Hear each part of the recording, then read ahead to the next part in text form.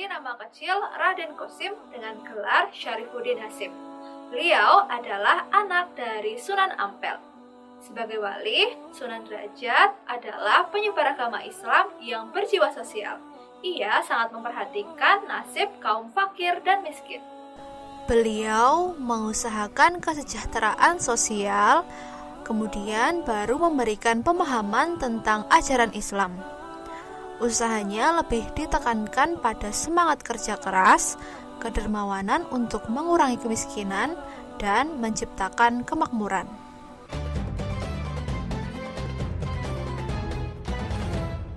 Ada beberapa peninggalan sejarah Sunan Derajat.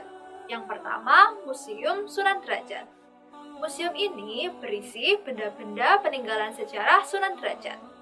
Museum ini terletak di timur kompleks pemakaman Sunan Derajat.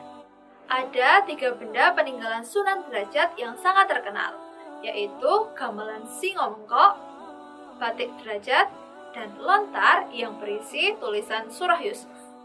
Peninggalan sejarah yang kedua yaitu gamelan Singomengko.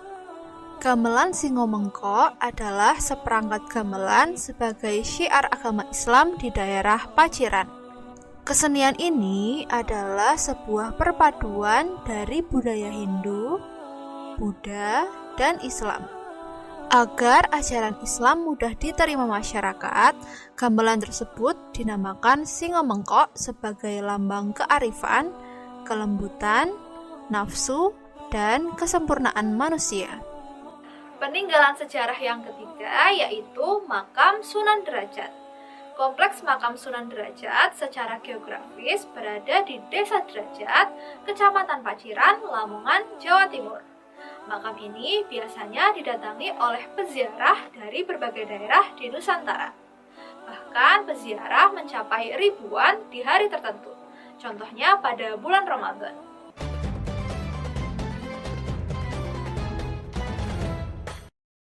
Adik-adik, dengarkan baik-baik kisah Sunan Derajat berikut ini ya. Kisah Sunan Derajat dalam menyebarkan agama Islam. Sunan Derajat diperintahkan untuk menyebarkan agama Islam di wilayah barat Surabaya, terutama di wilayah pesisir Gresik. Namun, dalam perjalanan menyeberangi lautan, Sunan Derajat mengalami musibah. Perahu yang ditumpanginya terhantam badai dan ombak besar yang menyebabkannya tenggelam. Pada akhirnya, beliau terdampar di desa yang berada di pesisir Lamongan. Saat berada di desa tersebut, Sunan Derajat mendapatkan sambutan hangat dari tokoh tetua kampung yang bernama Mbah Mayang Madu dan Mbah Banjar. Mereka diyakini telah memeluk agama Islam karena adanya bantuan dari beberapa pendakwah lain di Surabaya. Akhirnya, Sunan Derajat memutuskan untuk menetap di Desa Jelak dan menikah dengan Nyai Kemuning yang merupakan putri Mbah Mayang Madu. Sunan Derajat mendirikan sebuah surau kecil yang kemudian berkembang menjadi pesantren sebagai tempat para penduduk mengaji. Desa Jelak yang semula terpencil mulai maju dan ramai. Nama desa pun akhirnya diubah menjadi Banjaranyar. Dalam mengembangkan Islam di daerah Jawa, Sunan Derajat mempunyai peran penting. Yang pertama yaitu meningkatkan kesejahteraan masyarakat. Sunan Derajat dikenal dengan sosok yang berjiwa sosial, sangat peduli dengan kehidupan fakir miskin, serta lebih mengutamakan peningkatan kesejahteraan masyarakat.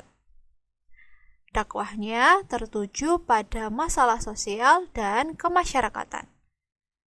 Beliau selalu menyarankan gotong royong. Sunan Derajat selalu menolong semua orang, baik yang kaya maupun miskin. Akhlak dan kepribadiannya yang luhur telah membuat banyak orang mengikuti ajarannya secara sukarela. Peran yang kedua yaitu cara berdakwah dan filosofi kehidupan Sunan Derajat. Dalam berdakwah, Sunan Derajat juga memanfaatkan kesenian. Sunan Derajat menyampaikan pitutur atau nasihat melalui tembang mocopat pangkur. Selain itu, Sunan Derajat juga menyampaikan filosofi kehidupan yang dinamakan 7 Saptangga.